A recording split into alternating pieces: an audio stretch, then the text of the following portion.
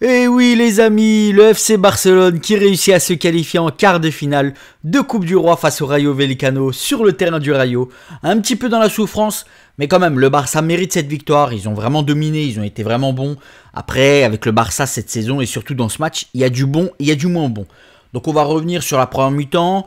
Bon, les 20-25 premières minutes étaient clairement barcelonaises, ça s'est très bien passé, ils dominaient, ils avaient quelques petites occasions chaudes où ils auraient pu marquer.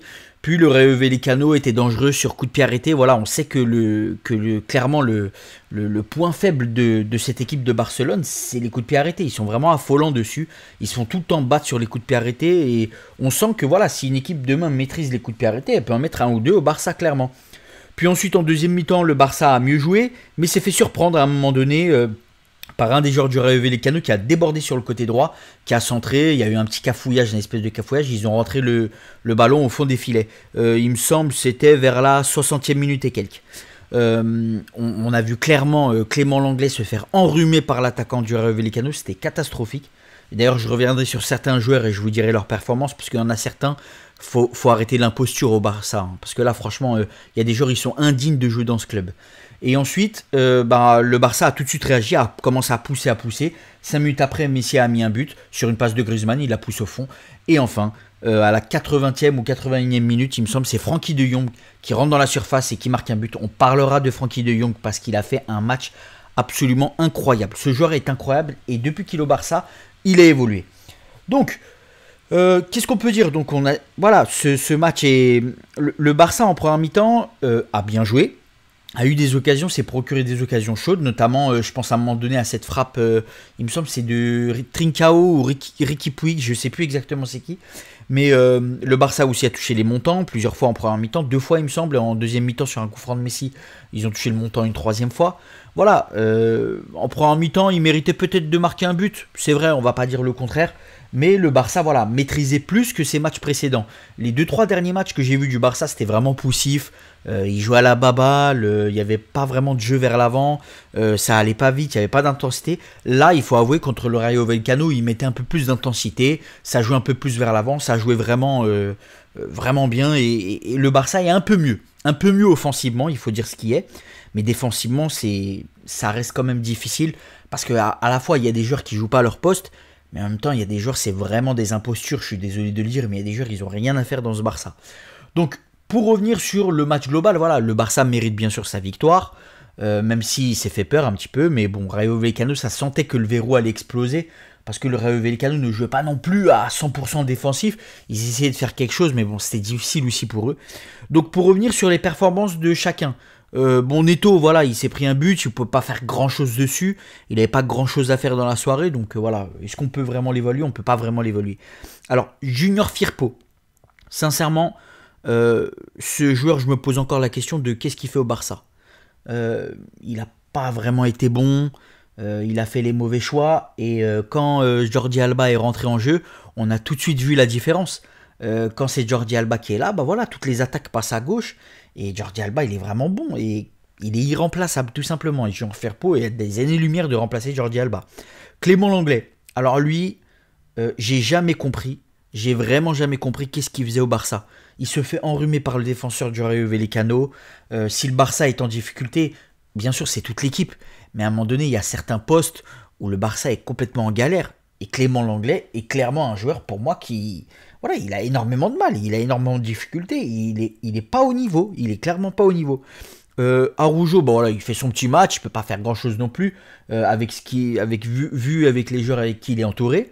Puis après, il y a Oscar Minguez qui a joué à droite. Bon, Oscar Minguez, est-ce qu'on peut réellement le juger? Est-ce qu'on peut dire qu'il est nul? Moi, je pense pas. Il est limite, entre guillemets, défendable parce qu'il joue pas à son poste. C'est un défenseur central qu'on a mis à droite parce qu'il y a personne d'autre pour jouer à droite. Donc voilà, moi je pense que Oscar Minguez il fait ce qu'il peut et faudrait...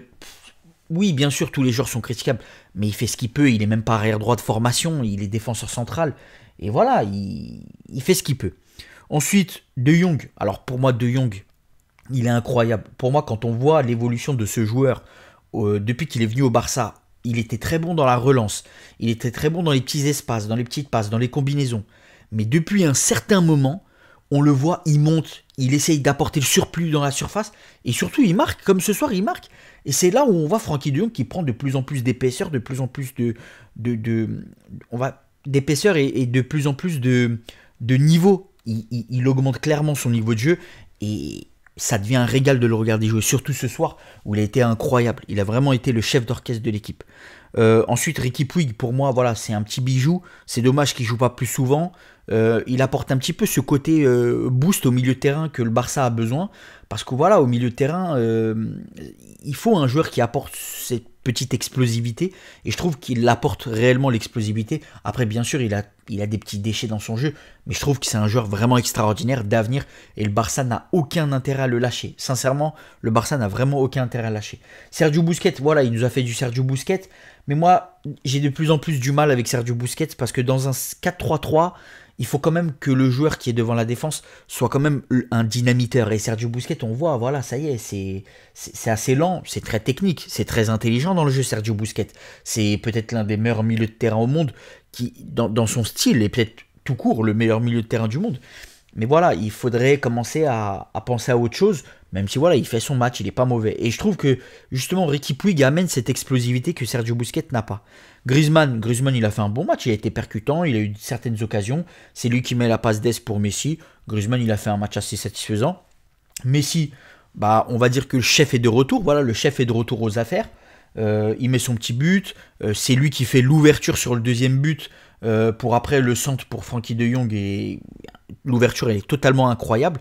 Et voilà, Messi, quand ça joue au football, quand il est voilà, justement un petit peu en retrait, numéro 10, il est tout bonnement incroyable. Messi, voilà, est-ce qu'on a besoin encore de le décrire? C'est le meilleur joueur de tous les temps, peut-être. Et Trincao, voilà, Trincao qui était très critiqué ces derniers temps. Voilà, mais je trouve que Trincao, par exemple, aujourd'hui, il n'a pas été mauvais par rapport à ce qu'il faisait ces derniers temps. Et je trouve même que Trincao est de plus en plus intéressant dans le jeu. Parce que voilà, il propose, à un moment donné, c'est lui qui fait le centre sur une action très dangereuse pour le Barça. Bon, il a bien sûr encore des défauts, il a encore des failles. Mais voilà, il joue de mieux en mieux. Et par rapport aux dernières prestations qu'il a eues, j'ai trouvé qu'il a vraiment pas été mauvais. Il a été plutôt bon et que voilà, il mérite quand même qu'on le souligne. Voilà, que sa performance a globalement été plutôt bonne. Et que ça n'a pas été le joueur le plus dégueulasse sur le terrain, bien au contraire. Et donc voilà, pour une petite revue d'effectifs du Barça. Ensuite, il y a eu les entrées d'Ousmane Dembélé, Jordi Alba. Jordi Alba, il a peut-être plus remarqué parce que voilà, il a apporté quelque chose. Jordi Alba, voilà, quand Jordi Alba est là, le Barça est très dangereux. Ils attaquent vraiment de son côté. Donc voilà, c'est un très bon joueur côté gauche. Il peut marquer comme la dernière fois, il avait marqué. Donc voilà, le Barça en global a fait un bon match, même si bien sûr défensivement c'est le chantier. Sincèrement, en défense, c'est le chantier. Offensivement, c'était plutôt pas mal. Il y avait de l'animation. Ça jouait un peu plus intensément. Même si c'est retombé un petit peu en milieu de match, on va dire ça comme ça.